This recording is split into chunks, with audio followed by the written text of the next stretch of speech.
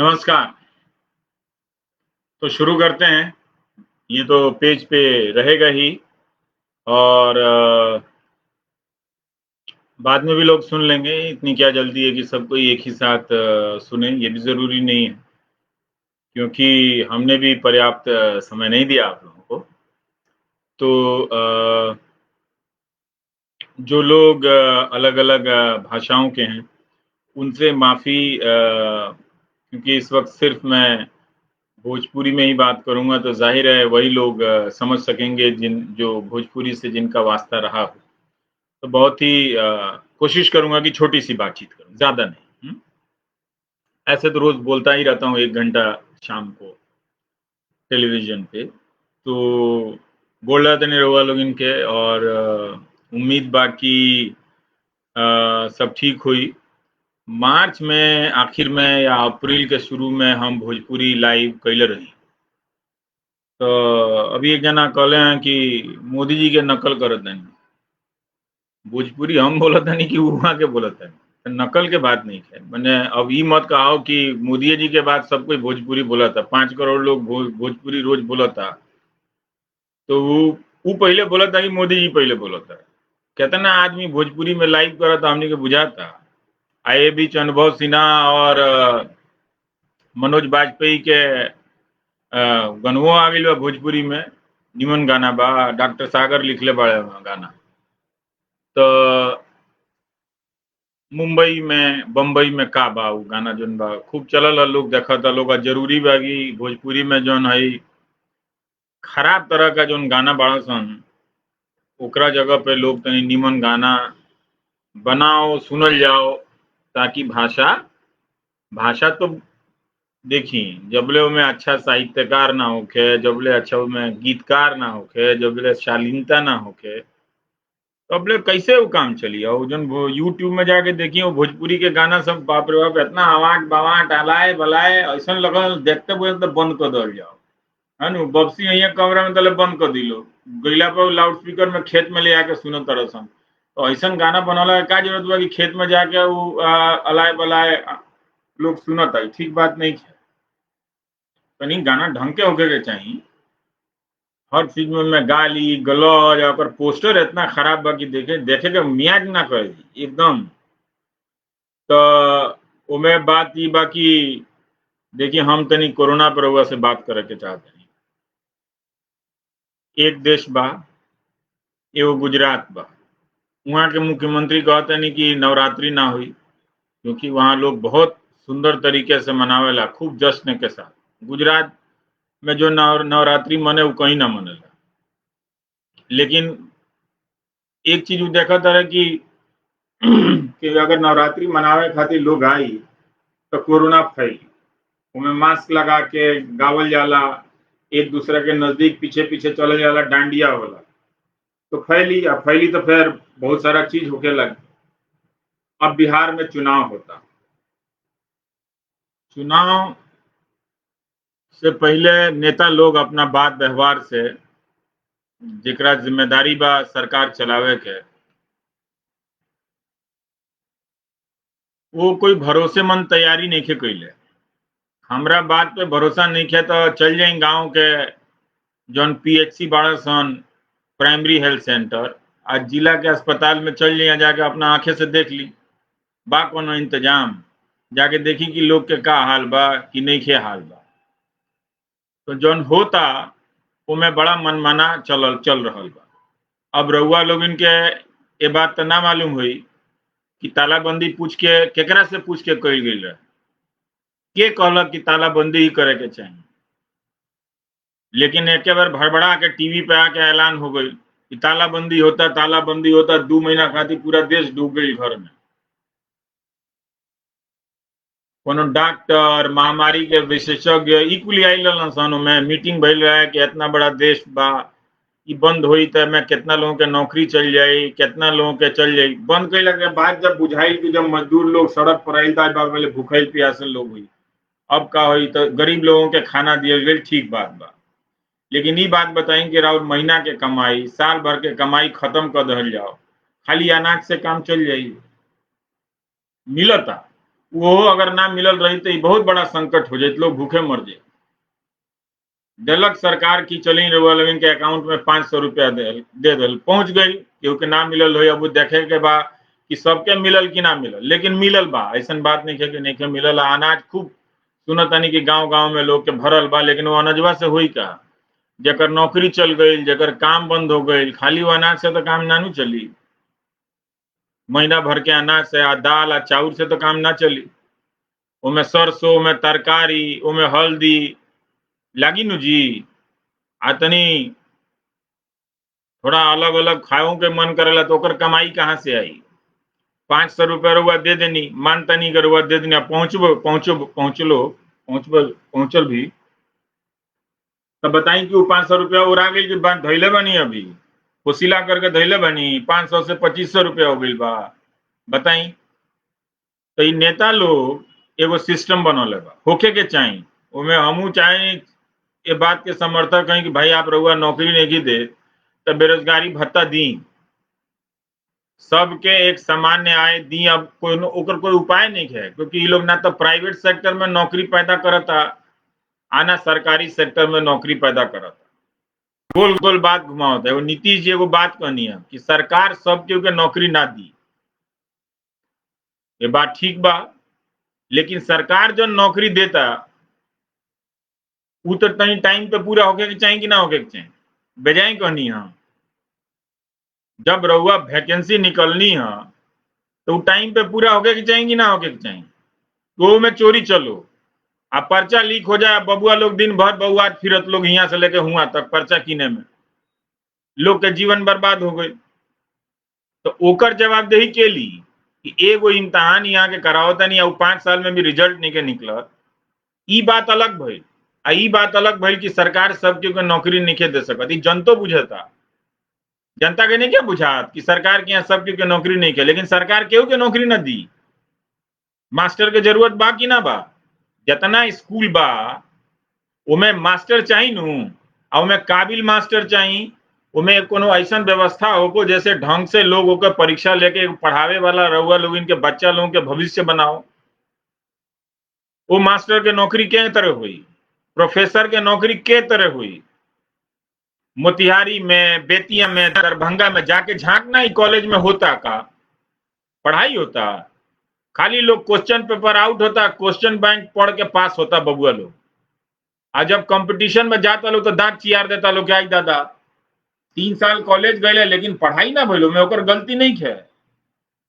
तो वो कॉलेज में, स्कूल में, अस्पताल में जौन काम बा सरकार के चला लोग चाहिए कि ना चाहिए, पुलिस में लोग चाहिए कि ना चाहिए, तो ओकर कितना नौकरी निकालता नहीं रहुआ, जरूरत के हिसाब से निकालता नहीं कि ना, इन सवाल बा कि खाली भाषण चली, नैतिक शिक्षा कि सरकार केहू के नौकरी ना दी,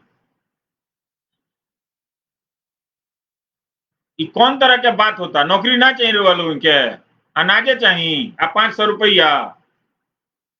तो जब यह सिस्टम बन गई बा वोट ला चुनाव जीतेला, तो दी रहुआ लोग 5-5 हजार रुपया दी, ताकि वो नौकरियों का विकल्प हो जाओ, बेरोजगार लोगों के दी 5-5 हजार, काहे नहीं के दिया तू पैसा? तो ये लोग एगो टारगेट बना ले लगा सब के ऊपर नंबर लेके, बाकी मिडिल क्लास के ओरवा दो लोग, ताकि केहू हुआ तक ना पहुंचे, आ सबके अकाउंट में 500-500 रुपया दे दो। सुशील मोदी जी कहता नहीं कि 3-4 हजार रुपया दले बनी, दले हो क्या रहुआ? तो 4 महीना से लॉकडाउन कैनी है, तो पूछनी है कि काहे लॉकडाउन कैले रहनी है? अब तनी बताई ना कि अब लॉकडाउन हटा के चुनाव काहे कराओ, तनी कोनो निमन हो गई बस, सब चीज निमन तो भइल नहीं है। ऐसे होता चुनाव के नेता लोग आई ना बबुआ लोग पूछी लोग ना कि भाई नौकरी के का भाई, मैंने ये कौन व्यवस्था है कि 10-10 साल 5-5 साल लगातार लोगों के नौकरी या वैकेंसी में पूरा जीवन बर्बाद हो जाता है। आ नौकरियों में कोनो पेंशन नहीं क्या, लोग बोली तो डरवावे खातिर एगो निकाल देता रसन कि 50 साल के ऊपर जेकर हो गई ओकरा के निकाल दिए लिए, ओकर परफॉर्मेंस के वो क्या तरह काम करता उनका रिव्यू हुई। सरकारी नौकरी में बैठ के माल कमाता पता नहीं क्या मंत्री के, अभी रिव्यू हुई, ये रिव्यू करिए तब जाके निकली है, डरवाओ तरह लोगों के। सब जगह निकलने बड़ा सन, खाली बिहार के बात नहीं कहत, हर जगह निकल जाता लोग, सरकारी कर्मचारी डरा गए बा लोग। पहले तो रहे लोग हिंदू मुसलमान में बिजी, वही व्हाट्सएप शेयर कर, अब वह व्हाट्सएप में वो लोग मेमो घूमता, मेमोरेंडम कि 50 साल बाद नौकरी चल जाए, रवि जी तनी कुछ करी, तो हम क्या करी? रहुआ जाके सारा उमें जाके गाड़ नहीं जाके कादो कीचड़ में हमरा से कहते नहीं कि हम निकाली, हमरा से निकला ही हम ही यही कोनो नेता। ये बात समझी रहो लोग। अभी नीतीश जी कहनी है कि स्किल सेंटर जिला जिला में बनी, तो प्रधानमंत्री तो 2014-15 में स्किल इंडिया चलाओ तो रहा, ना बनल सेंटर, वो सेंटर से केकरा नौकरी मिला था? ना पूछी बजाय कहनी हाँ कि सब सत्य ना सो जाए, तबे हमार बात माने रहुआ लोग। जब स्किल इंडिया हेतना अभियान चलल, ना सुन ले होखे, तो जिला में सेंटर ना बनल रहे। आ ई स्कीम तो पहलू के बनल रहे, कौशल योजना उन्हीं के सरकार में बनल रहे, उ का भइलो से का फायदा भइल? तो रोजगार के सवाल पे ढंग से तनी सोच ली। ये अकाउंट में पैसा जाता, ओकर एक व्यवस्था होके के चाहिए, लेकिन वो सिस्टम ही ना होके चाहिए कि लगा नवंबर तक चुनाव बा, अनाज दे दो, अकाउंट में ढेबुआ दे दो 500 रुपया, चुनाव के बाद बंद करके भाग जाइए सन, तब क्या करम रहुआ? तो सोची पूछी, सवाल तनी कठोर पूछी। यहाँ तो लोगों के पता नहीं क्या कि खिसियाई का है बा कोनो सरकार से, आइयो पता नहीं क्या कि खुश का है बा। पता ना रखी जी, तनी मेहनत करी, आंख खोली, और अखबार पढ़ता नहीं, ओमे गोबर छपता, खाली सब पत्रकार गुलाम डर है, आ टीवी ओमे कोनो खबर बा कुछ नहीं क्यों में। और रउआ लोग इनसे 200 रुपया लेके अखबारों बेचा तरसन, और अखबार वाला सरकार के साथ मिलकर धंधा करत तरसन। काहे लेते नहीं रहुआ अखबार जी? जब उमें पत्रकारिता नहीं है तो हमें 200 रुपया अपन काहे देता नहीं? वो बंद करी, तो से पसीना भी बचल, आ 200 रुपया जो बचल तो अपन खाई कोनो वही में खाई, कुछ मिठाई खा ली, केहू के खिला दी मिठाई, गांव में दे दी केहू के 200 रुपया। सब जने एगो धंधा बना ले बोलो, भोरे भोरे अखबार खोल लेता लोग, में बात पूछू ना। आ न्यूज चैनल का देखा तनी, ये देश 3 महीना से खाली वो सुशांत सिंह राजपूत के चला था खाली कवरेज। ऐसे ने देश चाहिए रहुआ लोग इनके, ये ड्रामा चलता, बुझात नहीं क्या कि घोत का बा। आ यही के पीछे रहुआ लोग, बबुआ लोग के नौकरी पढ़ाई सब खत्म बड़ा सा। क्यों नाम लेता दरभंगा में कौन कॉलेज बा, क्यों नाम लेता लंगट सिंह कॉलेज के का हाल बा, घड़ी कितना नामी कॉलेज रहे, क्यों पटना यूनिवर्सिटी के नाम लेता, सब बिला गिलसन, ओरा गिलसन, भाषण खाली देवे के बा। पूछी ना जाके कि जिला अस्पताल में कितना डॉक्टर होके के चाहिए, कितना डॉक्टर बा, वो बीमा देते तरसन, एगो बीमा पॉलिसी। भाई बीमा से इलाज होला, डॉक्टर सामने रही तौन तनी आला लगा के देखी कि बीपी बढ़ल बा कि का बढ़ल बा, एक्सरा मशीन कामे नहीं के करता, डॉक्टर नहीं के, वो बीमा पॉलिसी से इलाज हो जाई ना हुई। तो ये बात समझी, का मांगे के बाद नेता लोगों से, का मिलल का ना मिलल, तनी ढंग से होकर बात करी। देवे लेवे वाला तो ये लोग बनू, तो समझी बात के, जो नया पैसा देवे के सिस्टम आवता खुदरा खुदरी, ओकरा जगह एगो आप ढंग का सिस्टम बना दी। जब आप रहुआ किसान के चुनाव के समय 200-2000 रुपया देता नहीं, केहू के आप कुछ देता नहीं, 500 रुपया देते, एगो सिस्टम में बना दी ओकरा के, क्योंकि सब परिवार में 5-5 हजार रुपया जाओ। तो ये लोग एक सिस्टम बना ले लो, हम नहीं कहत कि पहुंचल नहीं के पैसा मिले ला हुई, जो 5-5 हजार रुपया लोग बिहार में सुशील मोदी जी कहते हैं तो मिलल ही रहा लोग इनको 3-4 हजार रुपया हो गई बा 10,000। नौकरी अगर दे रही तो रोजगार के स्थिति रही तो ओकर जरूरत ना पड़ी, लेकिन अब वो नहीं खे दियल जा सका। वो पहले ही के जीडीपी में रहे, अब तो माइनस में घुस गई बा जीडीपी, अब पता चलता। तो ऐसे काहे केहू राजनीतिक दल से नाराज बनी आ काहे खुश बनी, ओकर हिसाब ठीक से करी। आई लड़का लोग जो बा बिहार में, वो लोग से पूछी कि बबुआ तू कॉलेज गईला ह, माट साहब रहे पढ़ावे आवत रहे कि सुरतिये बनावे में क्लास खत्म, पूछी। ना पूछम तो रहुआ जानी जे राज्य के छात्र इतना अच्छा इतना मेहनती ओकरा के जानबूझ के बनावल गई कमजोर ताकि वो जाके लेबर बनो मजदूरी करे के चाहे ओमे बुराई नहीं है कोनो लेकिन वो पढ़ के अफसर ना बन पाओ जरा अच्छा काम ना कर पाओ ओकर प्रतिभा के खत्म कइल जाता ताकि वो मिनिमम काम करो ऐसे ओकरा के पॉकेट में 500 रुपया दे दिया जाता है कि तू मिनिमम लेवल पे रह न्यूनतम लेवल पे ई बात तू लोग समाज में आके बहस नहीं क्या करत कि हमनी का ऐसे ही बना के 200 रुपया दे दो जो चुनाव आओ तो अभी दे दो का जाने काका बटल हो या बटता कहीं कम्बल बटत हो कहीं कुछ बटत हो वही में 5 साल निकल जाई कम्बले में तो तनी ध्यान दी कहे के मतलब ई बा ये कोरोना के टाइम हम कई लोगों से सुना तनी कि बिहार में जे जाता लोग कहता कि ए जी कोरोना कुछ हो ना ई गलती मत करी बड़ा भयानक बीमारी है जे ठीक हो जाता नु वो पूरा तरीके से ठीक नहीं हो ओकरा हार्ट में दिक्कत बा कहीं ब्रेन में दिक्कत बा ऊँघी नहीं खे लागत चले में हफनी होखता बहुत तरह के बीमारी बा बताओ तारा सन केहू ना रिसर्च होता ना बताओ तारा सन होई के देश हो गइल बा हल्ला गाड़ी पैदा करो एगो एंकर दूगो आइल बड़ा सन अपने गाड़ी देता रसन टीवी पे ये भाषा चाहिए रहुआ बात करें अपना फैमिली में बैठ के बबुआ बबनी से गाड़ी वाला भाषा जो टीवी में चलता तो वो टीवी से डरवावता लोग रहुआ लोग इनके ऐसे ये केहू कहता कि कोरोना से चिंता करेगा नहीं है ये लफा शूटिंग में पड़ेगा नहीं है ये बहुत गलत बात है ए तरह से केहू ना बाची हर उम्र के लोग में फसल बा रहुआ जानते नहीं जी 95,000 संख्या होके जा रहा बा जो लोग मर गए कोरोना से 95,000 इस देश में सोची आई सितंबर अभी बीतल नहीं है 3 दिन बाकी है बा में अब ले में 30,000 से बेसी लोग मर गए सितंबर के महीना तो कोरोना कुछ ना हो आ कोरोना से कुछ ना होला जानता नहीं ये रहुआ बात काहे घुसल बा काहे से कि टीवी अखबार में जो कोरोना से मरत अनु ओकर खबर ना छपेला एगो खाली संख्या छपेला तरवा बुझाला दूर के बात है ओकर कहानी नहीं है कि के तरह से परिवार गई अपना मरीज के लेके ओकर 4 जगह भर्ती करावे में घूमत रह गई कहीं ऑक्सीजन सिलेंडर ना मिलल कहीं अस्पताल ना मिलल मर गई इलाज में ओकर परिवार बर्बाद हो गई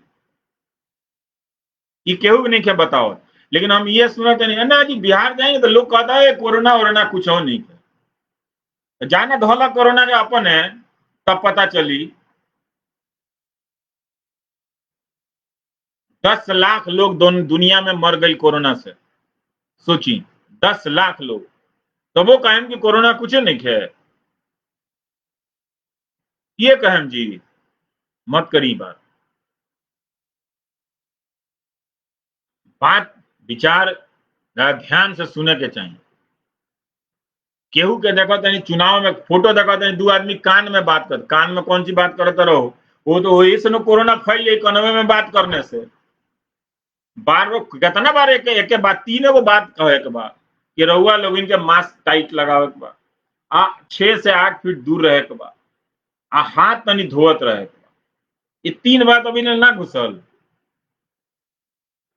आई ना घुसी तो केहू के हो जाई तो चिट्ठी लिखवावत रह जाए विधायक जी से विधायक जी अस्पताल ना बनवा दी बुझनी नु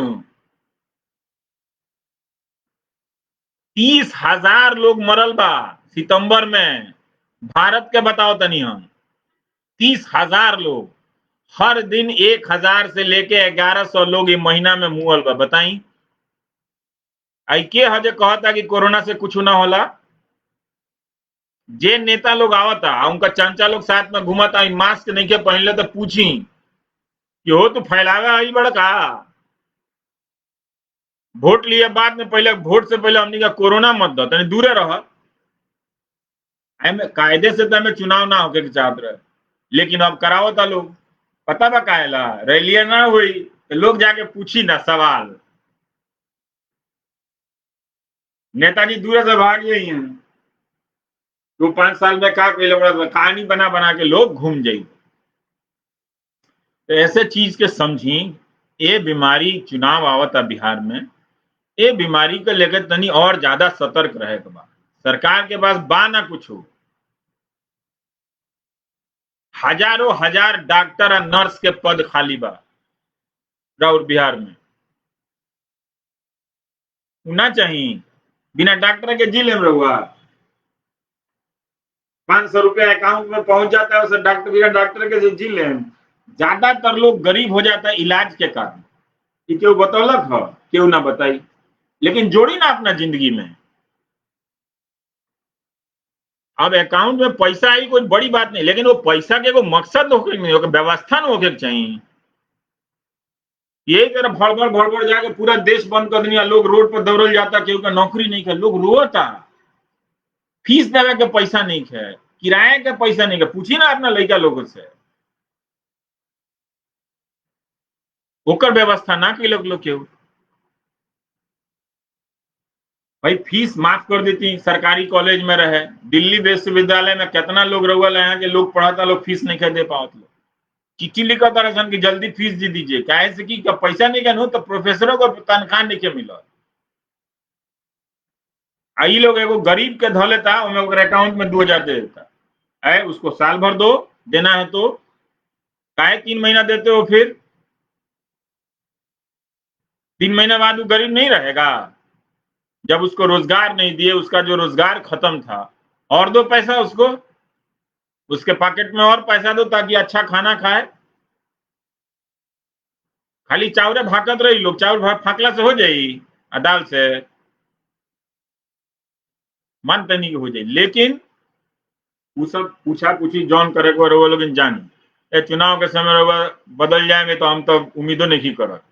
लेकिन ये कोरोना को लेकर तनी गंभीर रहे, एमे लापरवाही मत करने वाले।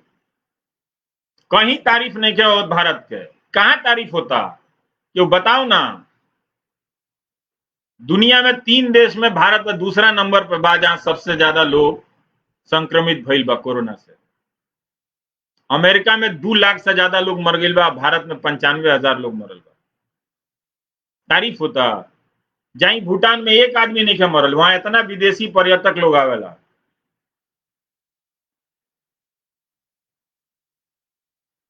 नेपाल में जाके देखी, नेपालों का बताओ तुम कितना बार लिखले बनी सारा डायरी में, हमार सिस्टम उ ना लफा शूटिंग वाला। यही से नेता लोग दांत चियार देते, भागल चला था गरियावा रविश के, गरियावा लोग हमरा के गरियावाला से का मिली, बबुआ से ने पूछी मिलल नौकरी, ना मिली। अब गई टाइम गरियावे दी, बबुआ लोग गरियावता लोग हमरा के व्हाट्सएप बना बना के गरियावे दी, हमरा उससे कोनो फर्क ना पड़ेला। बताई 95,000 लोग मर गए कोरोना से, मार्च से लेकर अब तक। अखबार तो तारीफ होता है। अगर हमनी के छपला रहती सन, मीडिया देखौले रही फोटो कहानी, वो परिवार पे का बीतल बा। एगो वायरल इन्फेक्शन भइल, तालाबंदी कर देनी रहुआ, 5-6 लाख लोग विदेश से आयल रहे, है 1 अरब के आबादी के देश के, उससे बेसी के आबादी के देश के ताला बंद कर देनी, तो 6 लाख लोग आयल रहे विदेश से, ओकरा पीछे पीछे डॉक्टर लगा देती, उ जाके चेक करी। इतना नौकरी के नुकसान तबो फैली, लेकिन इतना ना तेजी से फैलल रही कि सब कोई रोजगार खत्म हो गई, सब कोई के नौकरी खत्म हो गई, केहू के स्कूल के मास्टर लोग के, प्राइवेट लोग के सैलरी नहीं के मिलत। ना पूछाई, पूछाई कि ना पूछाई, ना तो बुझाई अपना अपना जीवन में। हमारे काम में कहल हम कह देता नहीं, बाकी रहुआ लोग नहीं मत कहीं, हमरा के अलग से मत मैसेज करी कि हमारे नौकरिया के काहे का उठावत हो, हमको नेता है वोट मांग ले रहुआ लोग से, वोट तोड़ हमारा ना चाहिए। बात जौन कहनियों पर विचार करी। ठीक है, सरकार सबको नौकरी नहीं दे सकती है, लेकिन जो नौकरी दे सकती है वो तो दे, उसमें 4 साल काहे लगता है। चुनाव आयल रहा 2019 का, तो बहुत हंगामा के रेलवे में वैकेंसी आई, आज लोग वैकेंसी का अपॉइंटमेंट पूरा नहीं कैलसन। बताई तो जब रहुआ वैकेंसी निकाल देनी वो तो पूरा करी, वो में 2 साल जेकर भइल बा रेलवे में जाके पूछी ना कितना परेशान बड़ा सन, मत पूछी हमरा से। तो देखी नेपाल में अभी तक 467 लोग मरल बा, मैंने 500 से कम संख्या बा। श्रीलंका में 13 लोग मरल बा। अब पाकिस्तान में 6,451 लोग मरल बा। आपन भारत में 94,000 से बेसी लोग मरल बा। केकर तारीफ हुई बताई? कोई जरूरत ना रहे तो एक बार देश बंद कैला। लोगों के 3 चीज बतावे के रहे, जब चुनाव हो जाता तो वो घड़ी काहे बंद भइल रहे? ए बेरा कोनो कंट्रोल हो गइल बा ना नु? बात बुझाई का कहनी हम कि सब उड़ा जाई तबे हमार बात बुझाई। कितना लोग मर गई बताई?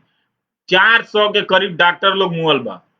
और डॉक्टर लोग के डेटा नहीं क्या सरकारें को बता? जब डॉक्टर के पूछनियार नहीं के केहू तो रहुआ लोग इनके केहू पूछी, वो पूछी ना वो डॉक्टर लोग के परिवार से कि कोरोना से वो लोग जान गइल बा तो आपका कोरोना कुछ हो ना हो, पूछी कोनो डॉक्टर के जानत होगी तो कितना वो लोग दुख में बाल हो गए बेरा। जवान जवान डॉक्टर लोग मर गए। 400 बहुत होला जी। ये देश में एक एक डॉक्टर कीमती बालो। पूछी जाके डॉक्टर के परिवार से कि कोरोना कुछ हो ना हो। मना कैले रहनी अब अप्रैल में ए सुरती खाई ला खियाई बंद करी, तनी दूर बैठी, ताश खेलल बंद करी, एक साथ मास्क उतार के चाय के दुकान पे चाय पियो, तनी दूर दूर पे अलग अलग मुंह करके चाय पी। पता चलल सब कोई फैला होता। जब फैल जाई तो का हुई? महाराष्ट्र में देखी कितना लोग मर गए, 30,000 से ज्यादा लोग महाराष्ट्र में मरल। अभी रोगा कहम कि कोरोना कुछ हो ना, हाँ ये काम कभी मत करी, बहुत गलत बात भाई, बहुत खतरनाक हो गई बा। ये कोनो कश्मीरों से लोग सुनता का? आई दादा क्यों जना लिखले बड़ा कश्मीर से आई लव यू टाइप से, गॉड ब्लेस यू। आई कह स्टे अवे फ्रॉम पॉलिटिक्स है भाई, नेता लोग से कैसे दूर हो जाओगे तुम? गजब करते हो, बात उठा दिए तो राजनीति से दूर करने का बात करते हो। गजब बात है। जब मेरा बात का कोई जवाब ना होगा तो कहोगे कि गीत गाएं। काहे गाएंगे गीत? पूछेंगे ना। सुपौल से क्यों अगले मैसेज कैले हैं? तो ऐसे चुनाव के समय आ केहू ई गांव में कहता कि कोरोना कुछ ना हो, ओकरा के समझाई ए भाई ये गलती मत कर। 400 डॉक्टर लोग मुअल बा। कितना मेहनत का पढ़ाई है डॉक्टरी के, वो जानते नहीं। 10-15 साल तो पढ़ाई में लाग जाला किताब। ऐसे लापरवाह मत हुई। मास्क लगाई, तनी दूरी रखी, हाथ साफ रखी। न तो अगर गांव देहात में फैलल तो केहू ना बचाई। शहर में ही लोगों का नहीं मिलता अस्पताल, ऑक्सीजन सिलेंडर, कहीं कमी हो जाता कहीं नहीं। इतना दिन में यो इंतजाम पक्का नहीं खे भाई। भारत के तारीफ होता, कौन बात का तारीफ होता जी? राउर पड़ोसी देश का देख ली, बांग्लादेश का हम लोग बताओ तनी 5,129 लोग मरल बह बराबर। पाकिस्तान में 6,451, श्रीलंका में 13 लोग, नेपाल में 467, भूटान में कोई नहीं। हमनी के पड़ोसी देश में हो लोग, हमनी के यहाँ 95,000 होके जाता संख्या। 60 लाख केस हो गई। सोचिए सितंबर में 30,000 लोग मुअल बा कोरोना से। ऐसे ये बीमारी के लेके महाराष्ट्र में 35,000 लोग मरल बा। बिहार में अभी संख्या कम बा, 886 लोग मरल बा। ऐसे में लोग पता न चली, टेस्ट वेस्ट कहीं होत नहीं है। 10 लाख कहल जाता, लेकिन जिला में गांव में जाके देखी ना क्या हाल बा। ऐसे बहुत सतर्क रहला के जरूरत बा। अपना मत विचार से सोची ना सोची वो रोआ राउर काम है, लेकिन बात साफ कहता नहीं। तालाबंदी काहे कैले केहू नहीं खे जाना। 3 महीना बंद करके सब केहू के नौकरी चल गई, केहू के सैलरी ना बढ़ल, केहू के कम हो गई, हमनियों के घट गई, पत्रकार लोग के भी नौकरी गई। मिली अब दोबारा केहू के ना मिली। ये लोग मंत्री लोग के का कोनो कष्ट होता? ये लोग को कोनो कष्ट नहीं है। जानते नहीं एगो बात, एगो एमएलसी बनल, फिर विधायक बनल, फिर लोकसभा का चुनाव जीतल, आ राज्यसभा भी पहुंचल, तो 4 जगह से पेंशन मिली, ये कहत रहे। लेकिन एमएलए और एमपी का तो पेंशन मिलेला, बाकी सरकारी कर्मचारी के ना मिले। इतना लड़का लोग ट्विटर पर आंदोलन चलौलक, का भाई कुछ रिजल्ट ना। 6-6 महीना में योगी जी कहले देखल जी बिहार में बड़ा आराम से कहले नहीं जी, जाई ना जो ना कौशल केंद्र खुलल बा, जाके देखत का नहीं की अपना जिला में, देखी ना जाके बताई तनी अपने कॉलेजवा का हाल बताई। 4 साल से ये कॉलेज के लेके हाल में कस्बा में लड़का लोग पढ़ी ना, सब कोई दिल्ली आ जाई। अब कहाँ दिल्ली ठेकाए के वो केहू के, ना दिल्ली भेटा ही ना केहू के, खत्म कहानी। और टीवी पे यही से सुशांत सुशांत देखाओ तरह सन, अब उनको बात नहीं के, वो तो कहानी कहीं चल गई, एंकर गरियावे में लागल बड़ा सन। वो भाषा है, वो भाषा वो अपना घर में सिखाए लड़का फिका के बोली, वो तरह से रउआ सामने लड़का बोले लगे, अच्छा लगी बजाय कनी है नानू। तो समझी कि सामाजिक वातावरण जन बा लोकतंत्र के वो खत्म हो गई। गुंडई चलता, केहू के पकड़ के फंसा के जेल में भेज दे। वो जांच एजेंसिया बैठल बड़ा सन, तरह तरह का नाम लगा के वो खाली 10-10 घंटा बुलाओ तरह सना, 5 महीना 6 महीना खातिर जेल में डाल दो। ये तो होता। तो वह देखी, ऐसे सतर्क रहे कि 500-400 लोग डॉक्टर लोग मरल बा, में का जाता है। सब काम करत रही सामान्य तरीका से, तनी दूर रहे के बा, मास्क लगावे के बा, हाथ साफ रखे के बा, बाकी अपन काम करत रही जोन करे के बा। लेकिन ई मत कहीं कि कोरोना कुछ हो ना। अमेरिका में जो नॉर्मल फ्लू होला 20,000 लोग साल में मर जाला। अभी तो देखिए 7 महीना हनु, 9वां महीना 2 लाख लोग ऐसे मर गए। मत कहीं बहुत तरह का, केहू के किडनी में प्रॉब्लम हो जाता, ठीक होला के बाद हो बतावत नहीं कौन सन, खाली कह 40 लाख लोग ठीक हो गई बा। रघुआ ठीक कोई नहीं है, अपने से नहीं ठीक होता। लेकिन व्यवस्था देखी कि ई रिसर्च बताई ना कि जौन ठीक होता ओकरा किस तरह का बीमारी भइल, का ओकरा दिक्कत बा, इस सब बात को तनी देखी बुझी, इसे बहुत जरूरी बा। रघुआ जाई चुनाव में भागीदारी करी, लेकिन दूर दूर रही, लापरवाही ना करे के चाहिए।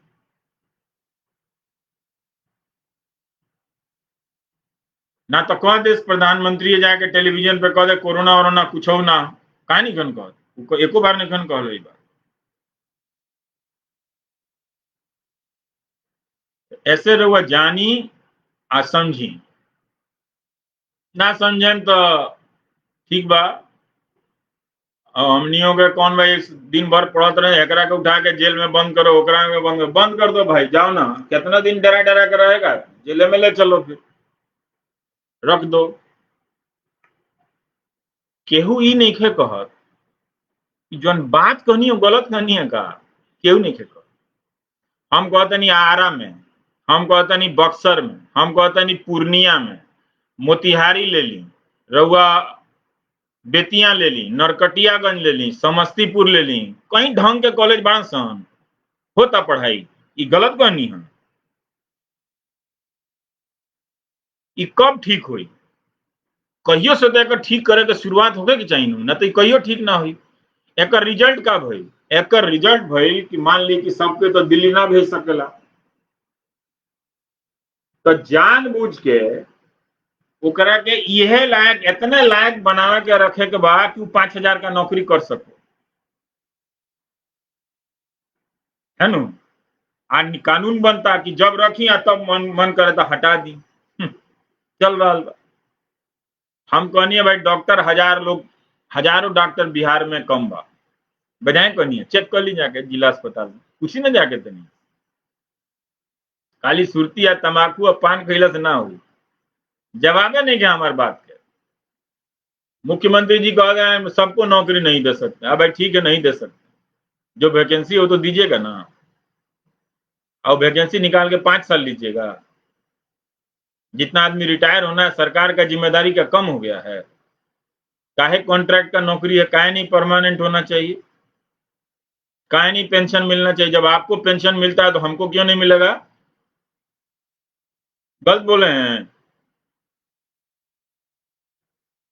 ये सब देखिए, बुझाए तो बुझाई के लिखा था रेलवे एम्प्लॉय के सैलरी नहीं के मिलल, तो भाई हम का करी?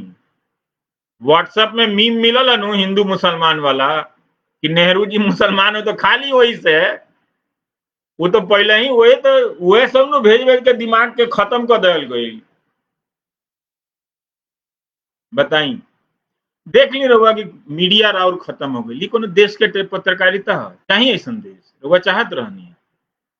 हम तो नहीं मानत के रहुआ ऐसा देश चाहत रहनी है कि अगर मीडिया ऐसा हो जाए, बानर खानी चिल्ला तरह सन बोले के लौर सुर, कोई केहू के शऊर नहीं के बोले।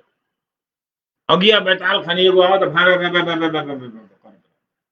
गरियाओ था लोगों के नाम लेके। कैसे सरकार के साथ मनू जानता कि हमरा के सरकार के कुछ ना करे, क्योंकि ये सब बात तू कबो ना करेला, राउर हित के बात कबो ना करी। यह पत्रकारिता तो ना भई। जब पत्रकारिता सवाल करत रहे, पहले बहुत कमी रहे, तो कोई यह लोग मुख्यमंत्री ना बनत रहे लोग। लेकिन अब ऐसा का बात बा कि वो मीडिया के खत्म करतनी, प्रेस के खत्म करतनी।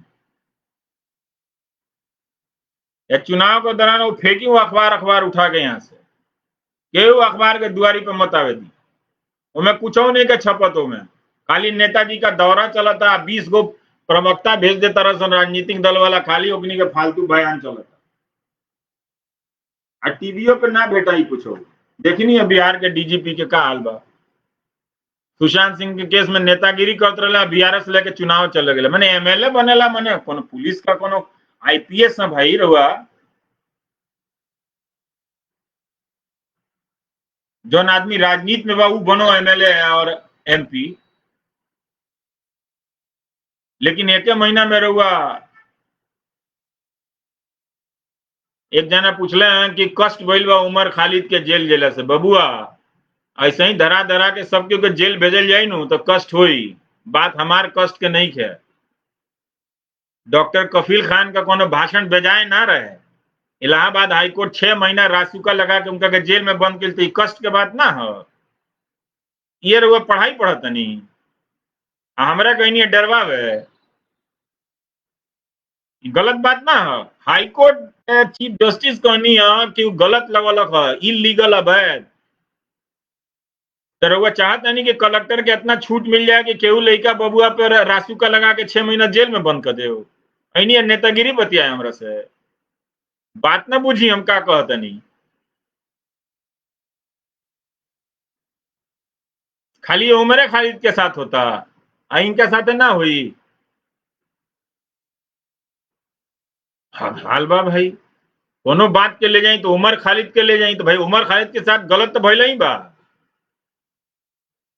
कफील खान के साथ गलत नहीं क्या भइल?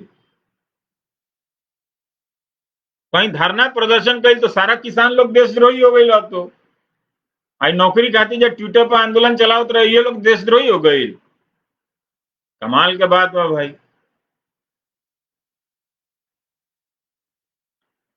तो ऐसे छोड़ दी। दुनिया में प्रेस का नंबर जानते नहीं? भारत में एक आदमी लिख ले कि 142वां नंबर बा। तो हे प्रभु, जनता एगो रउआ से सवाल पूछता नहीं, जौन प्रेस के दुनिया में इज्जत नहीं के वो प्रेस के अखबार खरीद ले रहुआ चवन्नी काहे देता नहीं? बताई ना। हम तो प्रेस के, हम तो एक अखबार ना ली ले घर में, हम कहे देंगे? हम किसी को मदद कर देंगे 200 रुपया।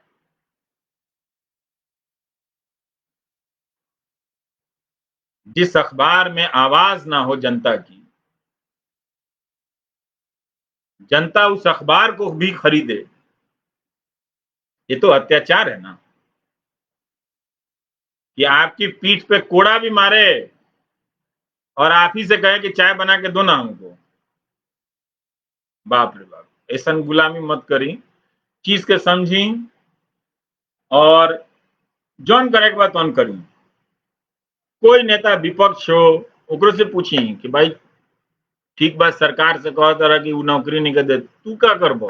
बताई राउर का प्लान बा, पूछी, मुश्किल मुश्किल सवाल पूछी, तनी पसीना छूटो, चुनाव अनु विपक्ष खाली चुनाव में आके ये खाली कहला कि नहीं क्या कि हाँ हाँ वो सब वो फेल हो गए। रहुआ है तो का बनाए बताई, बनाए कॉलेज बा बुद्धि बा क्षमता, जिला जवार के कॉलेज स्कूल नीमन ना हुई, राउर भविष्य कबो नीमन ना हो।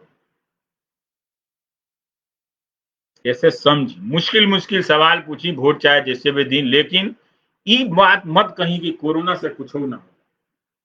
मास्क लगा के रखें, अपने भी नेता लोगों का भी चेक करें कि वो लोग मास्क लगौले बा कि ना लगौले बा। अब बोली चुनाव आयोग अपना अधिकारी जो लोग पोलिंग बूथ में रहेगा वो लोग ला सैनिटाइजर का व्यवस्था बा बाकी ना, तू काहे कही बा एकर मतलब बा कि वो महामारी से चिंता का विषय बनू।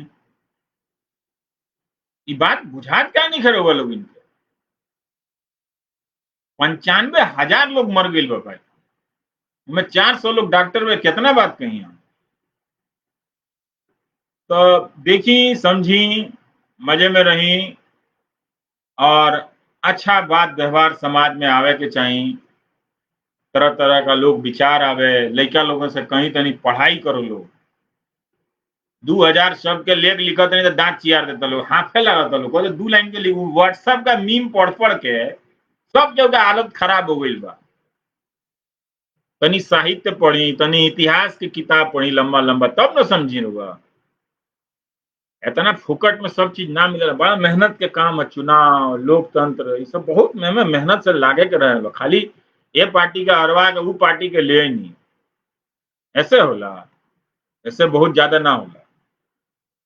ऐसे बहुत सोच समझ के, प्रियंका जी थैंक यू, मक्खनलाल जी, बिल्किस खत्री जी, केशव रंजन जी, अभय कुमार लिख रहे हैं कि सरकारी अस्पताल में तो लापरवाही चरम सीमा, क्या कि देखी भाई कब ठीक हुई, जैसे समझी कि का बा अभी ट्रेनिंग व्रेनिंग के हमरा घुसा दिले में भाई, हम कोनो मंत्री है 5 वोट ना मिली हमरा, हम जानत नहीं थी। ऐसे जो टेलीविजन में देखी रहा लोग सोच समझ के तनी देखी का चलता टीवी में, वो पत्रकारिता के भाषा ना हो, गुंडा खानी बोला तरसन पत्रकार से, ये समाज बिगड़ जाई, घर के वातावरण बिगड़ जाई। सरकार से नहीं पूछत सन, फिल्म में जो काम करता ओकरा एगो आदमी के चुन लेता रहसन, हर बार एगो आदमी के चुन लिया सन, एक पैटर्न रहुआ नोट करें, आ ओकरा के विलन बना बना के गरिए सन सारा।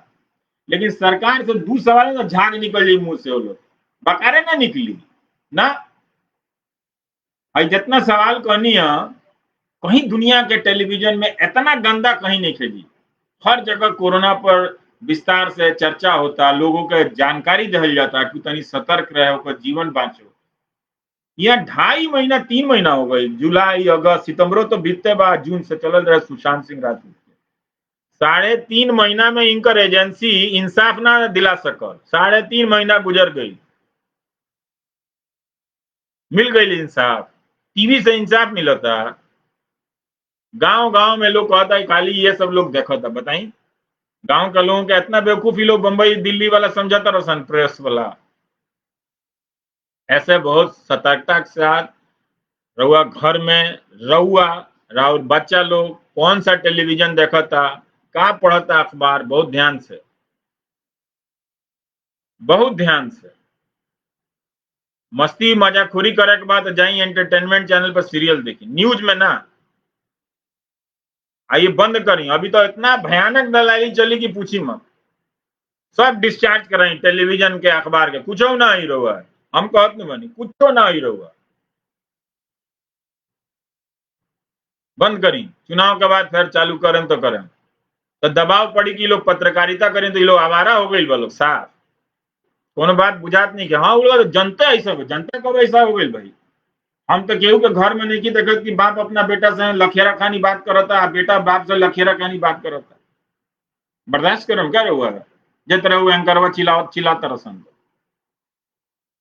कोई माइक रहुआ मुख्यमंत्री के सामने ना देखें, ना प्रधानमंत्री के साथ। प्रधानमंत्री जी तो प्रेसे कॉन्फ्रेंस नहीं की कोई आज ले, तो क्या बात कही जाओ, तो प्रेस खत्म। तो जौन चीज खत्म हो गई ओकरा ले 200 रुपया कहा देते नहीं, बंद करिया जेकर उधार बच चुकाई, बात हमार सुनी समझी करी अपना मन के। तो कोरोना पर तनी ध्यान देवे के बा, मास्क लगावे के बा, तनी दूरी बना के रखे के बा, कान में जाके बात करे के आदत छोड़ दी। रउओ हो जाई ओकरा से या रउआ से ओकरा हो जाई, कोई फायदा नहीं है। हर एज के आदमी मर जाता, हर एज के आदमी के धर लेता, केहू के पता नहीं है कि के बाची आ के ना बाची, एकर कोई पता नहीं। ये लॉटरी सिस्टम, तनी हिम्मत रखी। अब इतना दिन तक आगे आगा आ गई बनी सन, और आगे केहू के आपन हित परित के जान जाओ, ठीक बात नहीं है ना।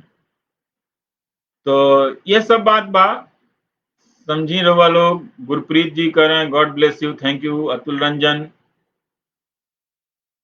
करें, even public representative never talks about us. भाई वो अंग्रेजी में लिखा जाए, हिंदी भोजपुरी में ओकनी के ना सुनिए सन, जानता रसन कि पब्लिक है, व्हाट्सएप में वो हिंदू मुसलमान भेज दो, बस बस चालू। देखते रहे चुनाव में, देखी ना ये व्हाट्सएप ग्रुप में जोड़ जोड़ के काका बात कहता लोग, देखी हुई मैं मजा ली।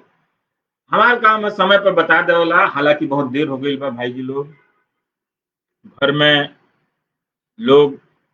लोगों के दिखाई है भोजपुरी वाला लाइव, और बात के समझी। सॉरी दोस्तों, ये सिर्फ भोजपुरी में लाइव है, इसलिए हिंदी और अंग्रेजी यहाँ नहीं बात करेंगे। अपने इलाके के लोगों से बतिया रहे हैं, और एगो बात समझ में नहीं आ रहा वोट किसे दें, वाह गजब। इसलिए समझ में नहीं आ रहा है कि आप मेहनत नहीं करना चाहते हैं सोचने में। वो तो ये 5 मिनट का काम है, उंगली दबाने में लग जाता है। ये वाला ना काम कीजिए जो हम बताए हैं। केहू से खुश हैं तो काहे खुश हैं, केहू से नाराज है तो काहे नाराज हैं। वो अपना जो कहा है उसमें आपका क्या भला है, सोचिए तो। नहीं, मेहनत कीजिए, आपको यही मेहनत करना है। जनता का काम खाली मतदाता बनना नहीं है, जनता का काम मतदाता से पहले जनता बनना है। जनता अब आप नहीं रहे, इसलिए देखिए कि ये मीडिया ने जनता को खत्म कर दिया। मीडिया के जरिए नेताओं ने, आई फेसबुक सोशल मीडिया। अब तो भोजपुरी के लोगों का तो पता नहीं है, लेकिन अमेरिका में बाहर हंगामा मचल बा, ये फेसबुक और सोशल मीडिया से लोकतंत्र खत्म कर जाता है। एगो बात कही, हमनी के पूर्वज या मोतिहारी मान लिया हमारा इलाका, तो मोतिहारी के बहुत सारा लोग गांधी जी के साथ जेल गए, आजादी के लड़ाई लड़, तो क्यों पढ़ल लिखल ना रहे। वो अनपढ़ लोग, अंगूठा छाप लोग, गरीब लोग, केहू के लगे कपड़ा ना रहे। कस्तूरबा जी पूछनी एगो मेहरारू से कि काहे बात बा कि तू एक एगो सड़िया दिन भर पहले रहत रू, साफ सुथरा रहे के चाहिए। तो गांधी बाबा एहू को जोर दे कि साफ सुथरा रहे के चाहिए। तो मेहरारू कस्तूरबा जी से कहल कि हमरा लगे एक एगो साड़ी बा, आ उहे साड़ी खींचे नहीं, आ उहे साड़ी हम पहने नहीं। तो सोची कितना गरीबी रहे। वो गरीब लोग लोकतंत्र ला लड़ल। आई आजकल के लोग पढ़ लिख के आई सोशल मीडिया, फेसबुक, व्हाट्सएप, ई सब आके हमनी के लोकतंत्र के खत्म कर।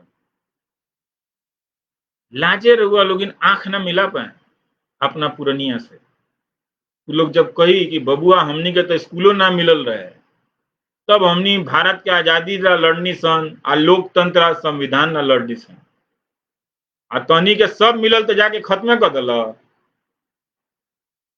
कि केहू के उठा के जेल में बंद कर दो, प्रेस पत्रकार प्रधानमंत्री से सवाल ना पूछो। ये देश ला वो लोग लड़ ले रहे हैं ना। ऐसे अपना देश के लगातार सुंदर बनाई। केहू के बात में कमी हो सकता, हमरो बात में कमी हो सकता, लेकिन सुनी समझी बोले कहे के माहौल रह दी। अपना अपना ख्याल रखी, और जे लोग गरियावे होता गरियावे दी, क्या करे के बाब। तो बस इतने बात कहे के बा कि माहौल ठीक नहीं है, और अपना देश के में ई ना होके के चाहत रहे। पहले से अच्छा अदालत के सिस्टम होके के चाहत रहे, पहले से अच्छा पुलिस के सिस्टम होके के चाहत रहे, पहले से अच्छा जांच व्यवस्था के सिस्टम होके के चाहत रहे, पहले से अच्छा स्कूल कॉलेज अच्छा होके चाहत रहे ना भाई।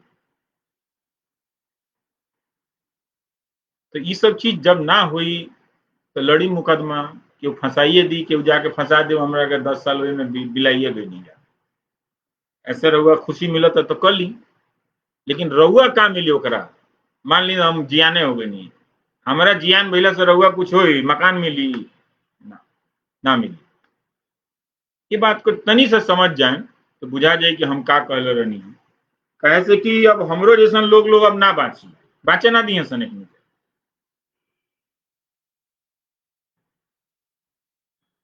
आ एमे रहुआ लोगन भागीदार बानी सन। राउरो अपराध बा लिखाई, बाहुबली के पीछे दौड़े वाला जनता भी अपराधीय में गिनाला, बुझनी? तो कम से कम ये आहूबली बाहुबली टाइप के जितना ही बली बड़ा सन नु, एकनी के वोट तो मत दी रहुआ। हाँ, बजरंग बली के नाम लिया है, सब बाहुबली के भगाई, कही एक बली रही है बजरंग बली, आहूबली बाहुबली सब आउट, बजरंग बली के सामने कौन दूसरा बली, बुझाई? तो चली रख तनी हम गोड़ लगतनी रउआ लोगन के, पुरनिया लोगों के हमरा तरफ से प्रणाम कर देम, मतारी लोगों के, बपसी लोगों के, चाचा लोगों के गोड़ लगतनी। खुश रही, आबाद रही। जय हिंद।